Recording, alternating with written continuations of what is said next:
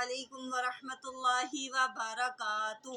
ہم سب کے پیارے نبی حضرت محمد صلی اللہ علیہ وآلہ وسلم کی بارگاہ میں ایک شخص حاضر ہوا اور اس نے کہا کہ اے اللہ کے نبی، مجھے کچھ ایسا بتائیں جس کے کرنے سے اللہ رب العزت میرے رزق میں اضافہ فرما دے۔ آپ صلی اللہ علیہ وآلہ وسلم نے ارشاد فرمایا کہ باوضو رہا کرو، اللہ رب العزت تمہارے رزق میں برکتیں عطا فرمائے گا۔